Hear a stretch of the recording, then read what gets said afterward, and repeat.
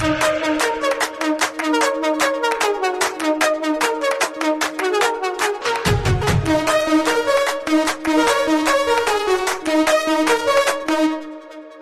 up, though? Throw some thumbs up or hearts in the comments. Yeah, just thumbs up, heart, heart, heart. And Joshua Latimer is going to be on here in 7 minutes. It's going to be exciting. He's going to drop the knowledge bombs. And for those of you that don't know who he is, Joshua Latimer, I met him in like 2015 or 2016. He was launching a company called Send Gym. They were like postcards and like it's just automated. Like if you need postcards in your business, go to Send Gym.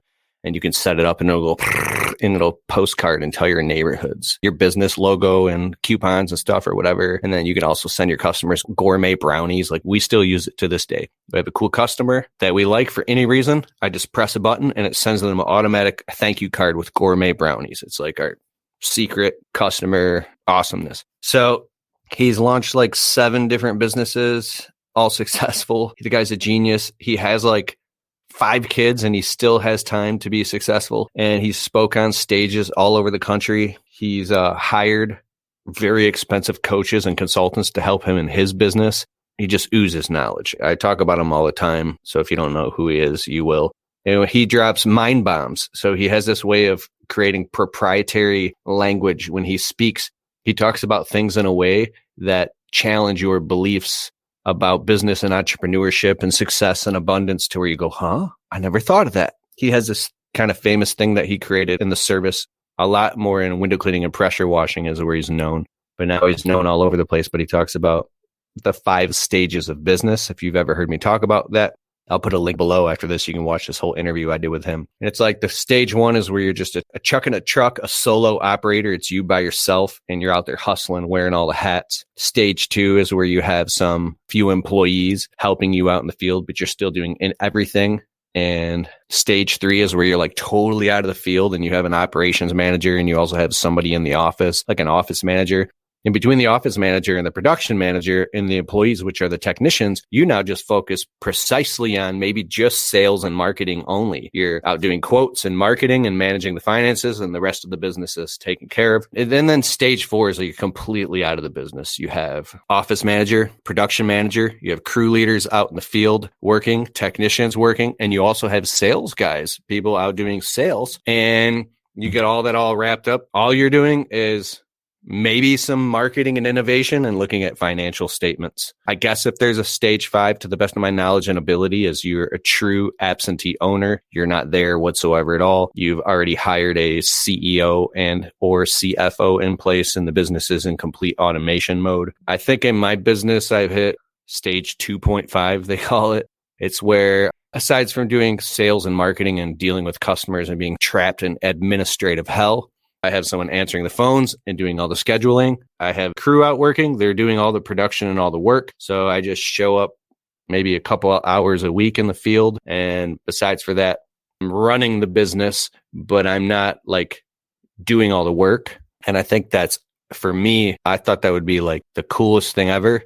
And it would free up my time. But then I felt like I was going insane because I love doing the work so much and I love working out and that I can't stand being trapped in a truck and talking to customers and doing quotes all day. I like doing the work to mix it up.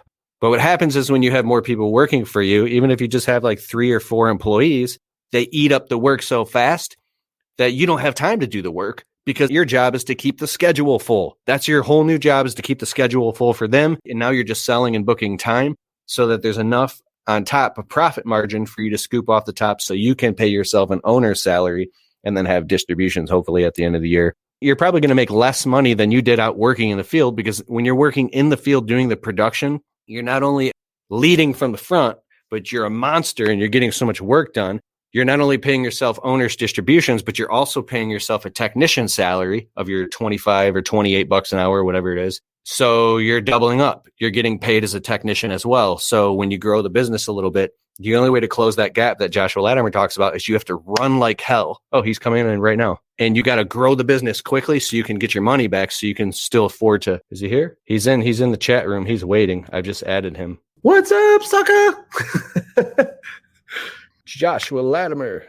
What's up, sucker? I can't hear you. What's up? Hey, I'm just living my best life now, like Joel Osteen says, I guess. I don't know. How are you? Where are you, Josh? I'm at a mastermind event in Cancun. We got here on Monday. My wife's here too, but she's out peopling right now. I've actually been working in my hotel room the whole day because I'm lame like that. But it's awesome. It's beautiful. It's hot. It's Xcaret, Mexico. There's like grottos and caves and little blue river lagoons everywhere. We're going to swim with dolphins tomorrow morning. That's going to be awesome. But it's with Russell Brunson and Myron Golden and Garrett White and all these fancy cool people. You're with Garrett White? He's here. Yeah. I don't know Garrett personally, but there's a lot of people here. There's a few hundred people here from all over the place, all part of Russell's and ClickFunnels kind of coaching and mastermind programs. So it's pretty crazy. You know, it's crazy. Maybe this is a cool thing to kick it off with, but there's people doing things with business here that will break your brain. And if it's okay, if I have permission to break people's brain, break it. Because here's the thing with people always ask me, they're like, Josh, if your service business was so great, why'd you sell it? That's what it's a common question. And I sold my service company almost 10 years ago. So it's been a while. But the answer to that question is really, really simple. I sold it because it's not the greatest business model in the world. It's just not. It's a perfect training wheels business. It's a perfect starter business. And if you have a Tommy Mello personality type and you're going to build $1 billion empire with it, then freaking good for you, go for it. But for a lot of people, the service business is where they learn business. They learn how to read a P&L and what cost of goods are. And they learn how to hire people and fire people. And they learn how to get stabbed in the back by employees and how to get stabbed in the front by employees. And they learn all the things. But what you'll also learn as you eventually have success with your service company is that it's not the greatest business model ever. I'm not disparaging it. It's just not. So if you notice, a lot of the leaders in these industries, they sell their company. They either get into like the information business, they get into the software business, or they'd get in a different, better gross margin type of business. Because if you're doing 2 or 3 million a year with a service company, and you might keep 10% of that in your pocket if you're still in growth mode. You can make more than that. You can make 20%. Some companies have a 25% net. But I know the real truth because I've worked with over 1,000 business owners. Most of the owners are making 10, 15%. The rest is going into fixing equipment, more marketing for more growth the next year. And it's just not as rewarding as other business models could be. And now that you know the game of business, you can apply your same skill sets to a higher leveraged vehicle. And it's still not easy, right? Like I almost went bankrupt starting my software company. It was the hardest thing I ever did, but that is a better business model because if I sell that someday, the multiple I'm going to get on it will be 4 times or 5 times more than what I got with my service company. It's kind of like, think of your business or your business model as like a bicycle. Riding a bike is way better than walking. Right? So like if you have a job, that's like walking. And if you have a service company, you're riding a bike and you can go 30 miles an hour on a bike, which is amazing. But software company is like a car, right? Or getting into the information business. A lot of people are learning how to get into the information business, not being like a guru coach. I mean, we don't need more 22-year-old life coaches or anything. I think we're good. We don't need a bunch of those.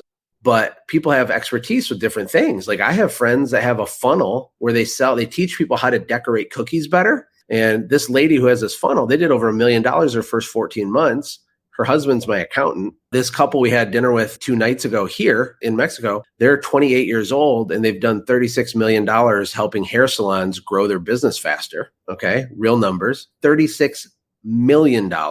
My friend Krista Mayshore, who's here, she helps real estate agents just succeed better because she's really amazing. She sells over 100 homes a year and has for over 20 years. And so she built a program, again, a different model than just getting commission from real estate, a more leveraged vehicle. And she hasn't done less than $1 million a month with that information business in 27 consecutive months. And I can go on and on and on with weird examples. I mean, there's a lady here who's doing $10,000 to $20,000 a month because she teaches people air fryer techniques. Like she's on YouTube. She teaches them like recipes and different cool things to do with their air fryer. She's making 6 figures from that. And so if your service company is really hard and you're struggling, I don't want to discourage you from finishing it for a couple of reasons. Number one, you need to like close the loop on it, meaning don't just shut it down and chase shiny objects because you'll wind up failing at the next thing too, because all of it's hard.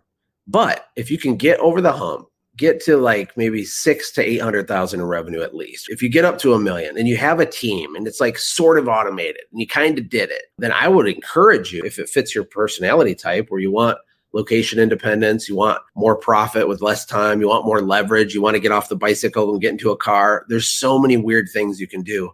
outside of the service business. So that's the truth. No one likes to talk about it. I've been talking about it more because it's the truth. But again, not to detract from it, because you still need to learn how to do hard things and push through. So I don't know. What are you thinking as I say all that, Keith?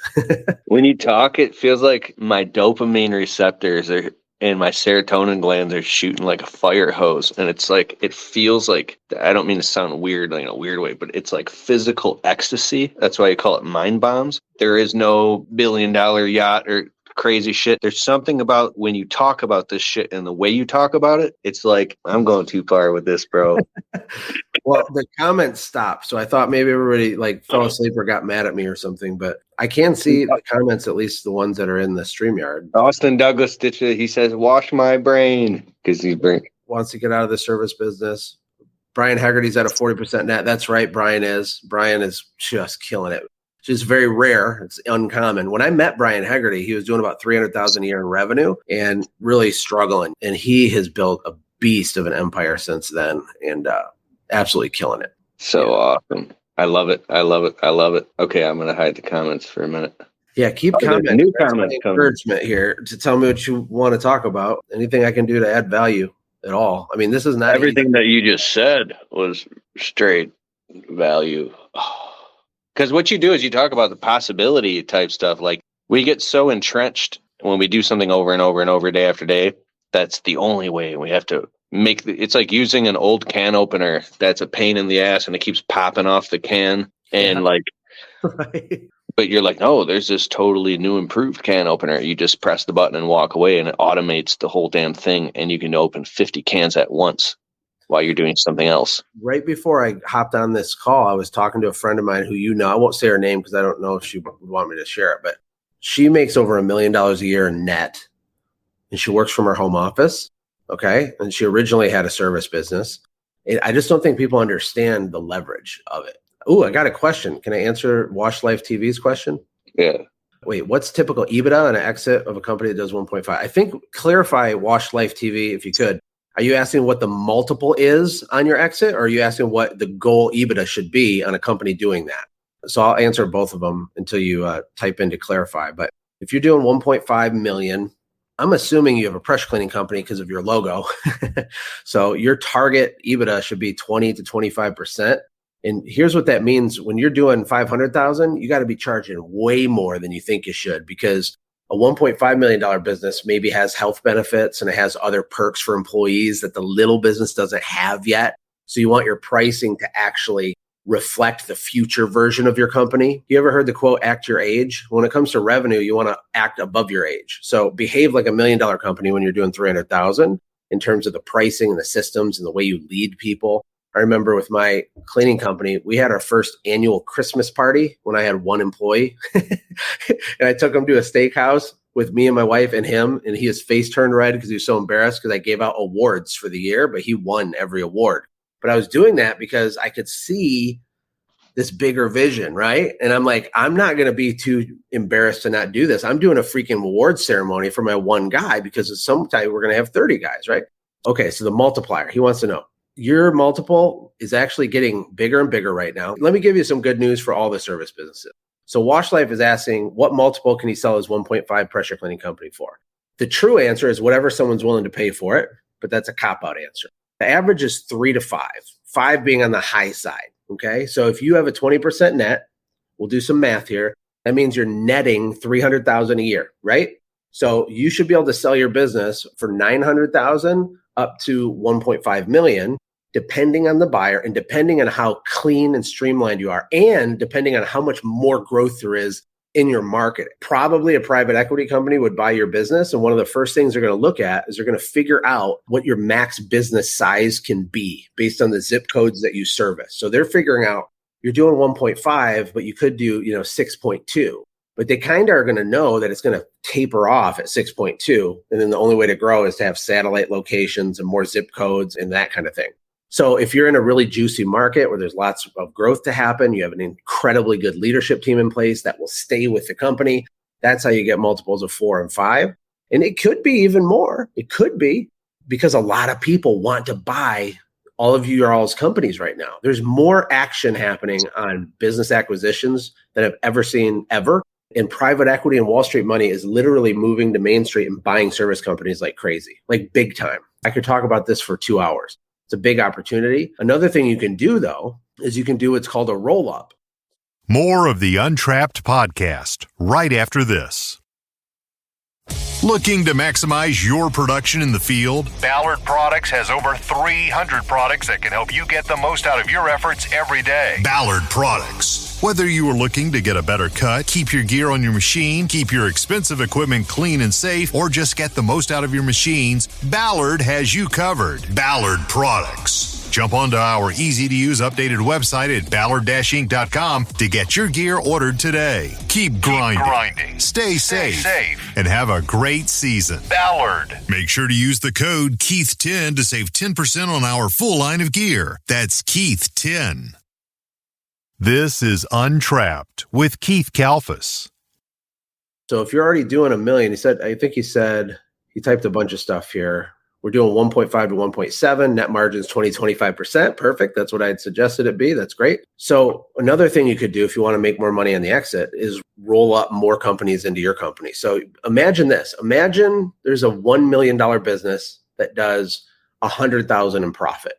Okay. And that would only be worth 200 or 300 grand, a multiple of 2 or 3, because it's not that big, not that much profit. Okay. But if I bought 9 additional companies that all did $1 million with 100,000 profit, then what I would have is I'd roll up all 10 into a new company. We'll call it NewCo. So NewCo does 10 million in revenue with 1 million in profit. But here's what's really crazy is you would think the multiple would be 2 or 3, right? Because one of those businesses is only worth 2 or 300,000. So if I have 10 of them, it should be worth 2 or 3 million, right?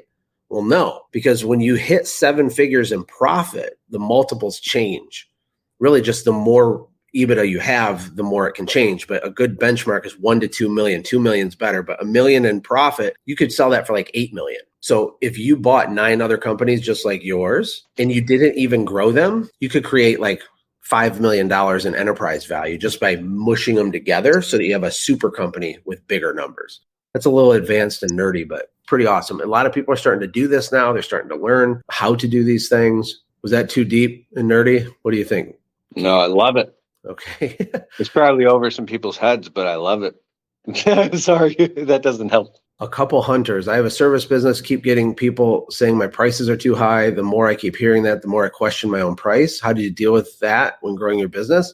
I'm curious how long you've been in business, what services you offer, what your price point is. But I will tell you this, price objections are a derivative of expectation, meaning if people have in their brain the idea of what you're supposed to cost, and then your price breaks that frame. So if they get 3 quotes and first guy's $800, the next guy's $700, and you're $1,500, the reason they go, they freak out is because of they're anchored to an $800-900 price, and then you broke their frame. You broke their frame of reference, right? So here's the thing. We need to justify higher prices. There's all kinds of stuff we can all do and should do. Part of it is anchoring people to higher prices. Part of it is controlling the frame through your sales process. So let me just ask you this. In my example, if you have the $800 bid, the $700 bid, you know that you're going to be $1,500, okay? But part of your phone scripts on the phone is making it clear up front that you're a premium, top shelf, white glove, luxury service provider. You're the BMW of the thing what you do. You're not a good fit for everybody, but be happy to have John, our sales manager, drop off a full detailed pricing estimate tomorrow morning. Mrs. Jones, if you have any questions at all, let me know. He's going to be driving this type of vehicle. He's uniformed. He has an iPad, and you have my direct line to call. If the way it feels in the phone when they even get the estimate is so different than the other two, that's like kind of step one. We want to create separation. They answered in 4 rings. You answered in 1 ring. They said, what's your address? Yeah, I can drop it off. They write their price on the back of a business card. You have a choreographed, choir-directed experience. Sorry, man. I just imagine guys showing up in tuxedos and the lawnmowers are on dubs.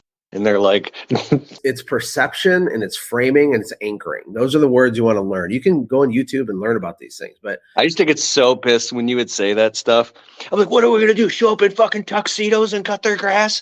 They don't care. No, you don't have to so do that. Like, so at what percentage? See, I'm getting triggered right now. But you're saying from the initial Because you got to keep them how you got them. The initial customers that they've been paying this much forever, you just all of a sudden come in with this new high price for no reason. Of course. Well, no, maybe, but that's a different scenario, right? So like they think you're the cheap discount bill guy. That's hard because how you get them is how you got to keep them. So if you get them because you're the cheapest, you got to keep them by continuing to be the cheapest. Like Walmart can't just triple their prices and succeed. Walmart is super cheap. They only run on 1.5% margins. Did you know that? They make 1% profit. But anyway, if people know or feel like you're premium, the ideal scenario is you want them to be scared of your price and then be pleasantly surprised you're only $300 more than the other guy.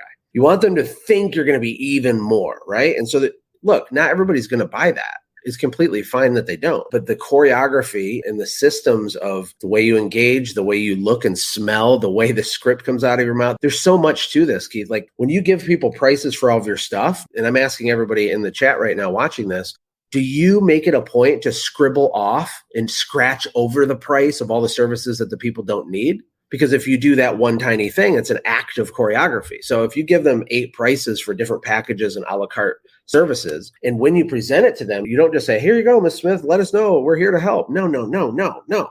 You get permission. You walk around the house. You pet their dog. You build rapport. You want to spend as many minutes there as you can. When you present the pricing sheet to them, like write down the price for the gutter whitening package, but let's say they don't need it. You still write down the price, and then you scratch it out right in front of them. You say, honestly, can I take my salesman hat off for a second? These 3 things you don't even need. I recorded the price so we have it in the future in our computer. Like if in a couple of years you want it, don't even worry about that.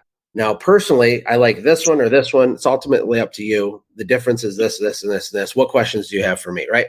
So there's these little things that can be done that totally change the outcome. Because if you're getting price guarantee objection or price objections, do you believe in your heart that if I came and did it, that the same exact thing would happen to me? Or if I airdropped Alex Hormozy into your market and I let him sell your stuff, would that still happen to him? Sometimes it would, but what that tells you is like the needle can be moved through process and through choreography, et cetera, et cetera, et cetera. If I airdrop Tommy Mello to go do the next 10 bids for that guy, would he have the same close rate or would he probably do better? He'd probably do better, not because he's a more valuable. You know what?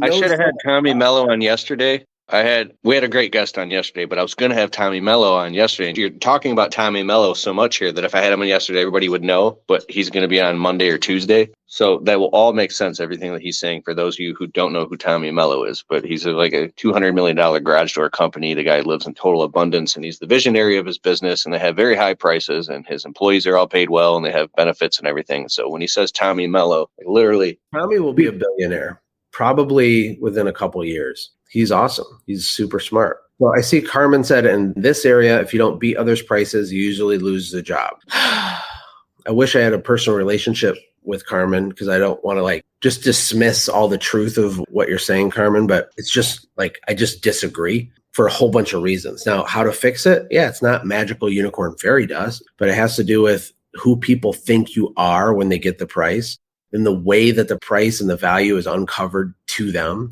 The systems and the follow-up, the urgency, the scarcity, the psychology. There's lots of things that can be done to improve it. And yes, there's variances in markets. 100% that's true. But people falsely believe that that's like the thing. Oh, my market's different, Josh. No, it's not. Like it could be a little bit different. There can be seasonality differences. For example, you can live in a military town that's more transient. And so there's less homeowners and more renters. There's certain things that are true, but it's really a mentality and a mindset. And if you think that you're just like, you have to be the cheapest, well, that you're literally destined to just struggle and it's going to be harder for you. If you believe it's true, even if it's not true, that's kind of a wrap. That's it. Because then now you're not trying to solve the problem because you think it's unsolvable. I love it. Yeah. And like price is relative to value and people don't understand. Like, here's another tip. If you want another tip, when you explain to people what you do, don't just tell them the name of the service. Stop selling services and start selling stacks. You need to stack your value. So if you do a house wash for someone and you say house wash this much, like that's not good. Instead, you say with the luxury house wash bundle, the first thing you get is this. And you uncover and explain and articulate that first component of what they get. which creates kind of value just for that one piece. So for example, when you wash a house, first thing a lot of companies do is they tape off all the electrical outlets. They pre-wash and water down all the plants. So when they spray the chemical in the house, it doesn't kill the flowers and the bushes, right? But they don't explain these things to the customers oftentimes.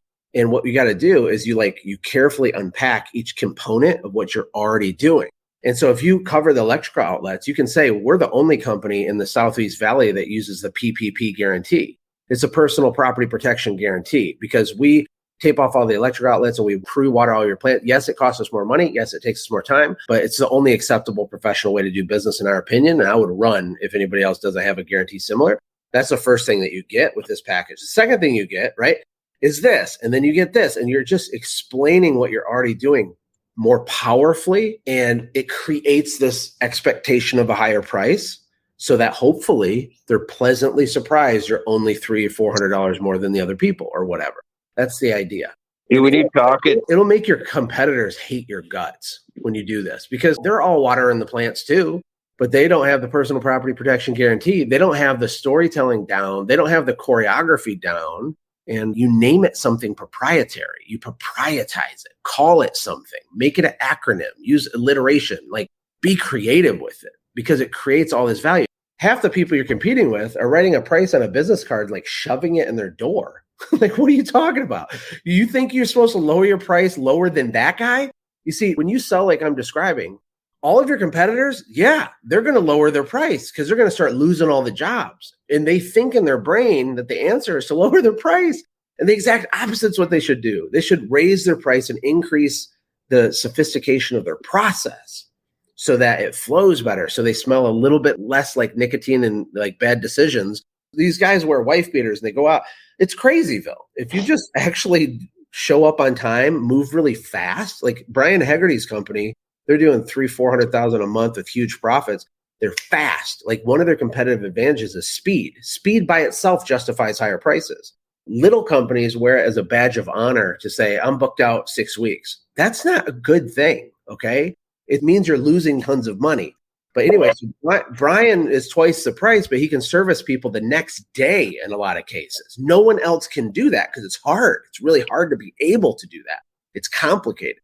But his prices are boom. But he answers the phone. The process is perfect. The crew is trained. The crew is paid a ton of money. His guys make bank. They all take 3 months off in the winter and go skiing for 2.5 months and go deep sea fishing in Florida for 2 months. But it's all works because of the high prices. The high prices isn't about you being greedy. It's about you being able to build a real company that has real careers where it's more sellable. It protects you. It feeds everything else. Makes it easier. It makes marketing not as scary. It makes everything more. What about the people who are listening and say, but I don't want to do all that. I just want to make a whole bunch of money. Yeah. When I speak or if I do a workshop, sometimes I'll ask the crowd, raise your hand if you want $1 million. And they'll kind of not want to play along. So I say, no, pretend what I'm about to say is real. Play in the world of crazy ideas with me for 3 minutes. Can you give me 3 minutes? If you'll give me 3 minutes, say, I will. Okay, cool. So pretend I have a magic button. And if I push the magic button, $1 million, 1,000,000,000 is wired into your personal checking account. I pay the taxes on it. You get the whole million. It'll happen as soon as I push this button. If your hand is not in the air by the time I hit this magical button, you do not get it. If your hand's not in the air, you don't get it. Who wants it? Who wants to put your hand up if you want it? And the whole room puts their hands up because they want it, right? And then I say, keep your hands up if you have $1 million in your checking account. And they all go down. And it's not to shame people or something. It's to make this point. This is the point. Desire alone is almost worth it. Wanting to have lots of money doesn't mean anything. Everybody wants that. You got to stop trying to get money to make a lot of money. That's a whole mind bomb. Poor people chase money, right? Tommy Mello has never chased money. He is chasing a vision. He's building a machine. He is obsessed with his teams. He is literally, authentically obsessed with helping them get ahead. You know how many millionaires he's created? You should ask him. I don't know the number. He's created a bunch of millionaires already that are employees of his that have helped him do all the roll-ups and the acquisitions and all the things. He's killing it. And so he's helping everyone around them succeed. He's helping his customers have the absolute top shelf best experience ever. And yeah, he's filthy rich because of it. So what? That's what happens when you help lots of people. Money is the byproduct of being a value creator in the marketplace for your customers, for your employees. Money happens automatically when you're a person of value, of enthusiasm. Alex Hormozy says that sales is just an enthusiasm transplant. That's what it is. It's the vibe. They can feel if you're real. They can feel if you're chasing the money. Poor people want money, money, money, money, money. They buy scratch-off lottery tickets. One time when I used to repossess cars as a 19-year-old as a side hustle, I saw a person in Detroit get $2 worth of gas and buy $18 worth of lottery tickets. And my heart broke for that person, even as a 19-year-old idiot that didn't know anything, because that's like their way out. That's how they think they're going to get free, is doing that. And business owners have a sense of entitlement a lot of times. They think that they're just supposed to, like, because they did hard work, that they get money. Well, people that dig ditches do hard work. They don't make any money, right? Like, hard work doesn't correlate with money either. It's necessary for success, but it's not the determining factor of lots of money. Isn't that interesting? Talk about the correlation in the equation of effort and money and that misperception. That was huge to me when you taught me that. I think instead of trying to get money, there's 4 things you should try to obsess of getting instead of money that automatically give you money. So if you get these 4 things, money will happen to you. Confidence is what's known as a success derivative. And derivative is just a fancy word like sawdust. Think of sawdust. Sawdust is a derivative of cutting wood, right? Sawdust like automatically happens when you cut wood. So instead of saying, how do I get sawdust? If you didn't even think about how to get sawdust, but instead you just cut wood all day, you'd wind up with lots of sawdust, right? Bountiful amounts of sawdust. If you just sawed the log, sawed the board, boom, boom, boom, over and over and over and over. So getting confidence yields money. Confidence means to trust yourself. If you do a word study on the word confidence, it comes from the root word confide, right? Confide means to trust yourself. The problem with trusting ourselves, including me, by the way, I'm not immune to any of this. I have massive debilitating shortcomings all over the place. Massive. I'm just a passionate person, but I am like an abject failure, all kinds of things. We can talk about that next if you want. But the goal is to be confident, not to get money. If you honor the word you give to yourself, it's really hard to fail in the long run. If you notice, high achieving people, including Tommy, including Brandon Vaughn, these people walk with an abnormal level of certainty and confidence. Would you agree? They have this magnetism about them, and they all have different personality types. But the one thing they do is they know how to trust themselves. The only way you can actually trust yourself is to stop lying to yourself.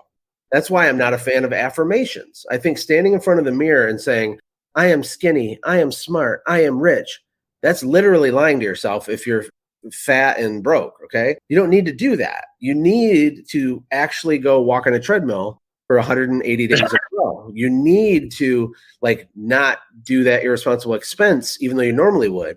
And after doing that a few times, you start layering and stacking confidence for yourself. Alex Hormozy says the best way to be successful is to have a pile of irrefutable proof that you are who you say you are. You want to have a stack of irrefutable proof that you are who you say are. Tommy Mello, it's not a game. He's not tricking people. He really is going to be a billionaire that started with nothing. He really did do impossibly hard things for many years in a row, actually equipping his team. Stick around as Keith returns with more of the Untrapped podcast in just a moment. Jill's office provides friendly, professional receptionists for small business owners just like you. We can help answer your calls, and we can even schedule estimates and jobs for you. Try Jill's office today and get a $25 discount when you say Untrapped. Just go to jillsoffice.com. The Untrapped podcast continues. Day after day after day after day after day for tons of time. And no one knew who he was when he was doing it. And no one knew who he was when he was going to run out of cash flow and he had to do this thing. No one was with him when he was being crushed, but he was building his confidence. He was stacking proof, stacking proof, stacking proof. And so the goal is to become a confident person, not arrogant, confident. But to low-level people, arrogance and confidence look similar. They look like cousins. They're very different things, but they seem similar to the untrained eye, right? When you're around high-achieving people, they can be the sweetest, most kind, generous people ever, but they have a sense of certainty. And when you start talking about their domain, they drop Thor's hammer with like authority when they're talking about it. And they just have this because it was built over a decade, right? So first C, these all start with a C, is confidence. Don't get money, get confidence. The second one is consistency. And no one wants to hear this, of course, by the way. Half the people are going to click off because it sucks to hear the truth sometimes. But you don't need to get money. You need to be consistent. How many people watching this would have more money if they were more consistent with marketing, or if they're more consistent with their team meetings and leadership, pouring into their staff? If you were more consistent with your fitness, would you be healthier or not? Well, it's like, duh, because the health automatically happens through consistency with working out. Money automatically happens by being consistently doing the right things that move the needle in your business. The goal isn't to get money, it's to be a consistent person. It doesn't mean perfect, but it means consistent. It means on average, you're showing up, you're doing what you're going to say. And by the way, being consistent builds your confidence, right? So it's like, in a way, you don't even have to try to be confident. Just be consistent. You get confidence and you get money. Consistency is hard. I have a friend named Ray Higdon. Ray, he has made a Facebook Live video every single day for 11 years in a row. Did you know that? He's never missed one day.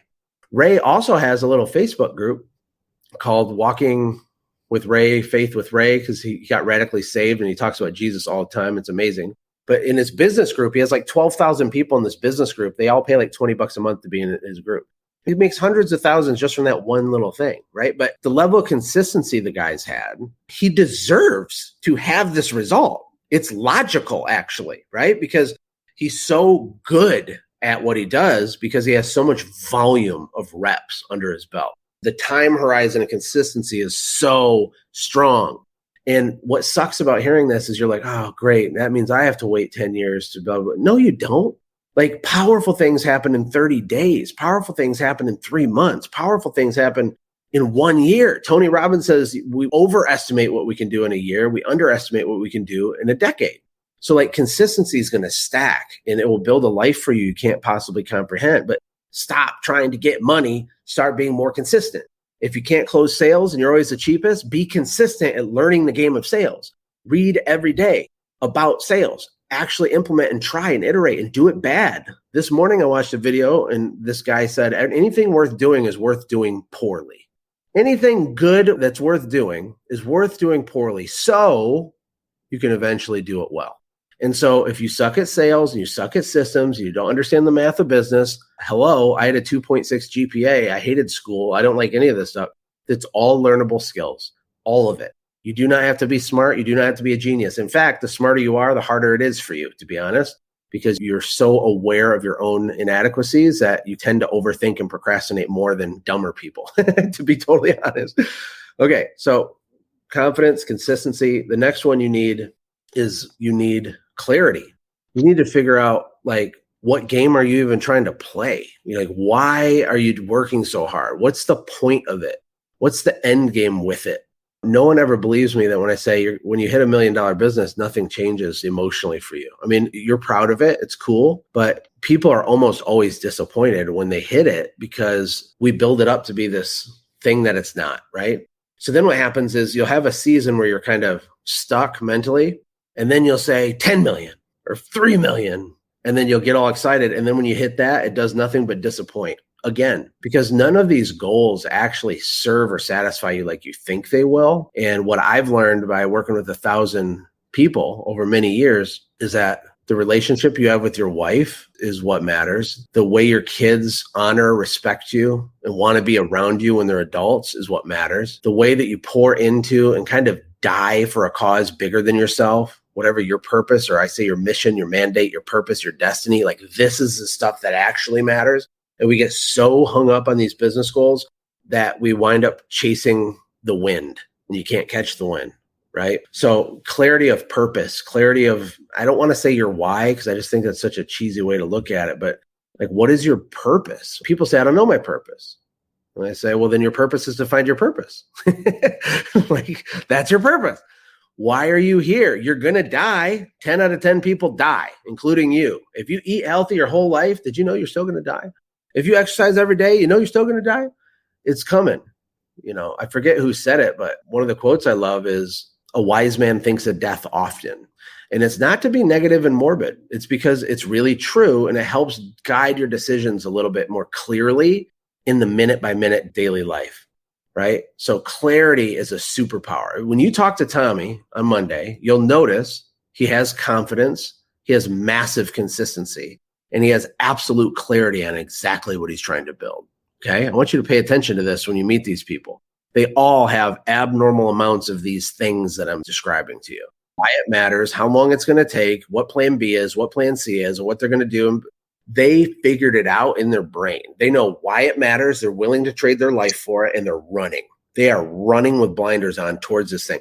And it's not just a dollar number. It's usually some sort of grand vision that involves lots of other people. For my life goal is to give away 100 million to widows and orphans and bug eaters, which you know that because we're friends. Every business move I make is trying to directionally point me towards that outcome. If it moves me further away from giving 100 million away to widows and orphans, I don't want to do it. If it moves me closer to being able to do that, then I'm willing to sacrifice and suffer for it and to do it if it moves me closer, right? And then the last C is community. Pretty self-explanatory, but a lot of small companies need to upgrade their friends group, truly. And this is not like a you're better than them thing. It's just a limiter for you. And like, I remember the neighborhood, my wife and I bought our first house. Everyone thought we were like killing it. You know, we had this little cleaning business. I think it was doing like 40, 50,000 a month when we bought that house. And they're like, oh my gosh, that's amazing. You have 2 trucks? Oh my gosh. You know, it has this effect on you to like convince you that like you did it or something. But when you up level the people you're around, you realize like you didn't even start yet. And for me, at least, who wants to do these big things, like I need to be around big thinking people. And I don't particularly love small talk. I want to be around visionaries. I don't care if they fall on their face 10 times. I don't care if they fail. I want people that aren't embarrassed to have big ideas. If your dreams don't make you want to throw up, you need to push yourself a little bit more. You should be embarrassed to tell people your dreams. And by the way, don't tell anybody your dreams until you're confident in them. Keep them like private. They're sacred. The Bible says don't cast your pearls before swine. And really what that can mean is like, you don't share all your big vision and stuff with all these people around you because they're just going to shit on them. They're going to poo-poo all of that stuff. And they're going to try to pull you down. They're going to say, oh, isn't there more to life than just work? Why do you work so hard? Why don't you get a real job? You ever have people say that to you? Here's the thing. They're not saying it because they don't want you to be big. They're saying it because of how you're making them feel small because you're thinking big. And you got to politely escape those relationships and find ways to get in different rooms. You know, the quality of a room is directly proportionate to the people in that room. That's why events like this are powerful because it costs lots of money to be here, not just to fly here and to come to this resort. You have to pay a whole bunch of money to be allowed to come here, right?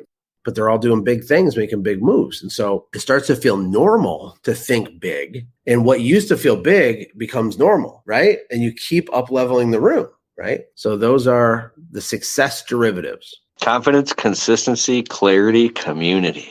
Yeah. If you have those, money happens, right? Can you see it? Keith, let me just ask you, if you had 100% more confidence and certainty than you have now, and you're more consistent than you are now, you had more razor sharp pinpoint 4K night vision clarity than you have now, right? And the only people pouring into you and speaking life into you were people ahead of you that were thinking even bigger than you were. If all those things were true over a time horizon, do you make less money or more money with that criteria? Lots more money. Lots more. That's right. Because money is the byproduct of that stuff. It's the sawdust of those 4 things. Just letting it sink into the dome. You ever like you get super inspired, like listening to you talk, and then for a moment the chasm splits and opens, and it's like, oh, you start to believe in a higher vision so strongly that it becomes real inside of you, and you're in it, like heaven inside of you. This is it. This is what I've been waiting for. It's like a huge epiphany, and then all of a sudden, like you get sucked back into your current shape or frame, and then it goes away. But you had like 7 seconds of true, undeniable belief in everything you've ever dreamed of that it actually can happen for you for real. When it opens up and the light shines in, but then it closes again like a genie in a lamp, how do you keep that fucker open and like stick your foot in the door so like you can start making massive traction in that higher dream, not just the habitual fears and things that you do every day, like do more of the stuff that barely works. Do you get what I'm talking about? Is it deep, immersive, deep dives, like stuff that you're doing, mastermind groups? Is it joining higher level workshops regularly and getting around bigger thinkers? Do you get what I'm talking about, right? I think probably like if I was to reorder those 4 things we just talked about, the one that I guess would go at the top would be clarity. Mm-hmm. If you figure out the thing you're willing to die for, that's the thing that pulls you through the hard Tuesday, right? That's the thing that makes you keep going, even though you feel nothing, because we certainly don't feel motivated all the time. Motivation is very fleeting. It comes and goes. So like, why would you get out of bed when you don't want to at all? Well, it's because of the clarity of purpose, definitiveness of purpose. Or Napoleon Hill says, chief definite aim. That's what he says, chief definite aim. So like when you know what that is, you just do it because it's not about you. It's not about you. You become a slave. Yeah, your purpose doesn't change just because your feelings change day to day. The purpose is the purpose. Exactly. And it's not the emotions. Okay. Yeah.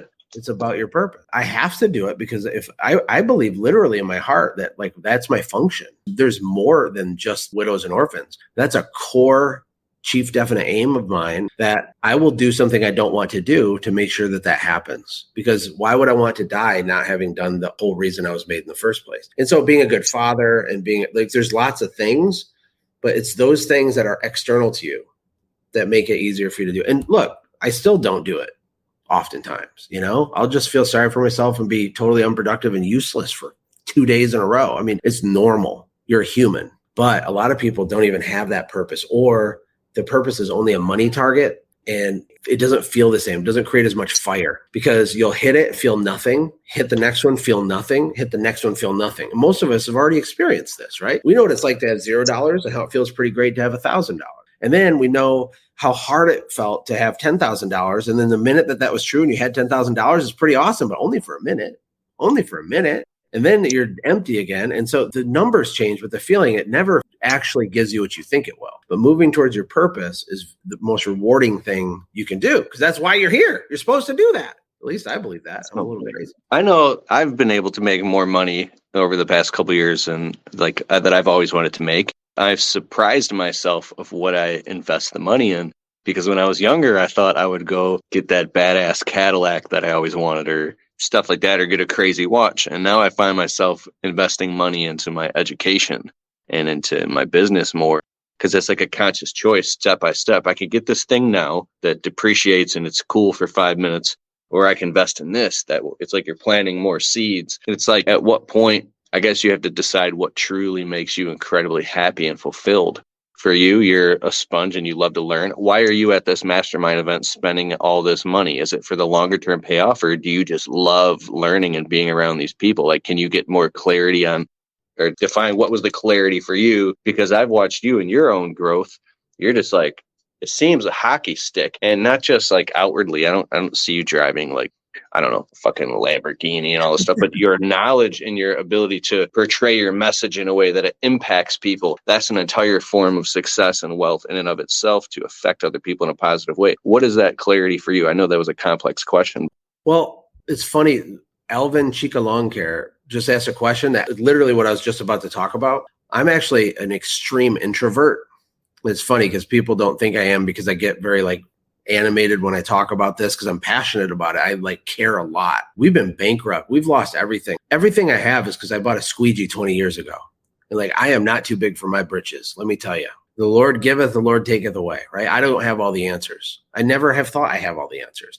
In fact, Aristotle said the only thing I know is that I know nothing. And I feel more like that the smarter I get.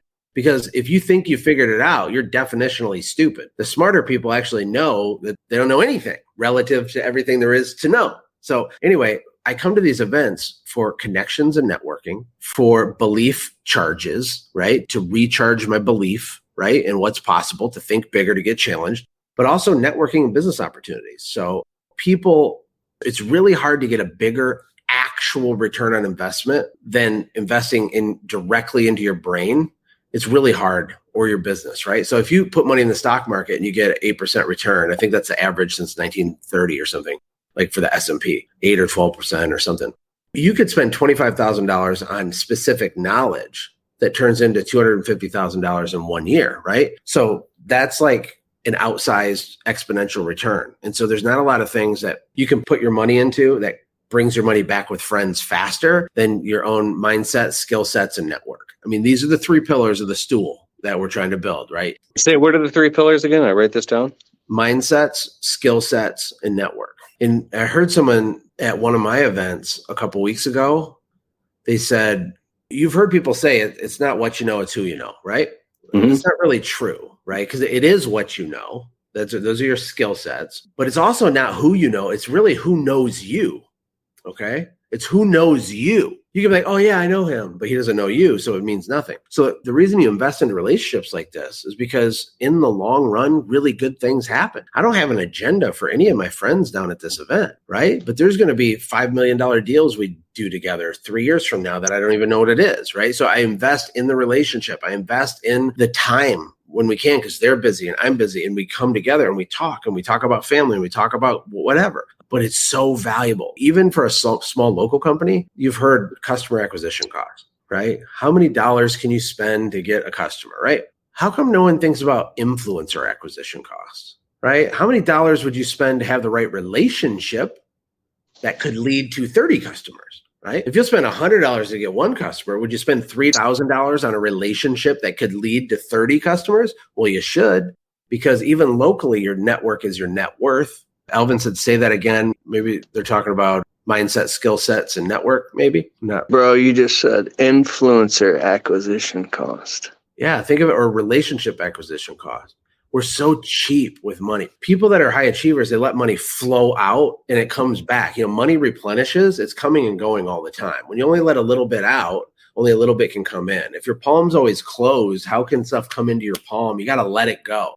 You got to let it go. Bless people. Be a blessing. Invest in your brain. Think bigger. Have the faith and step out in faith and go for it. Like, you let it happen and it starts coming. And it's bumpy and it's super scary sometimes, but it just works because everything God made, he designed to grow and expand. Everything. Real quick, I have no plans on these live. I've been going live a lot and having a lot of people on my show on the Untrapped podcast. It comes out after we go live on video, but then it's coming out on the Untrapped podcast on Apple and Spotify as well. So thousands and thousands of people are going to listen to this.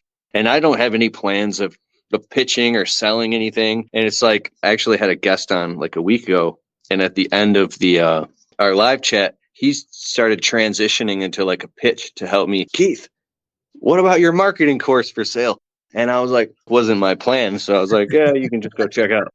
So it's like, I joined your War Plant Insiders thing. And I'm not trying to pitch anybody anything, but anybody here who's listening to him talking what he's talking about, I was in the Facebook group and you're dropping all these knowledge bombs for free.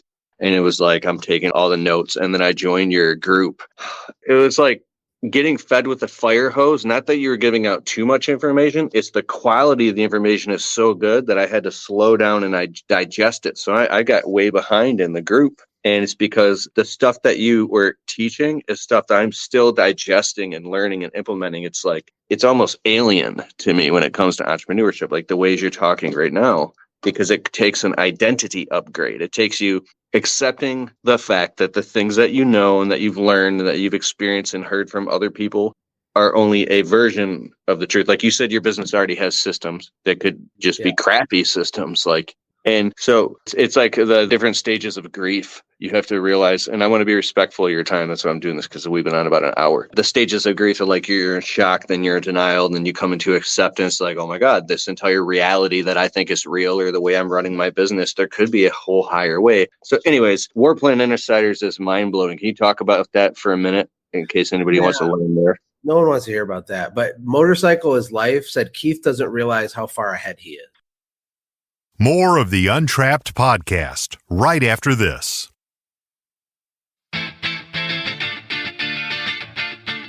Hey, if you're looking for what is probably the greatest software ever to run your business on, go to getjobber.com/Keith. You can create proposals, invoices, collect payments, even track your entire business directly on the Jobber smartphone app. And if you want to get a totally free trial of Jobber right now, open your browser, type in getjobber.com/Keith, and if after the trial you decide you want to sign up with Keith's link, you'll automatically get 20% off your first 6 months. So what are you waiting for? Go to getjobber.com/Keith.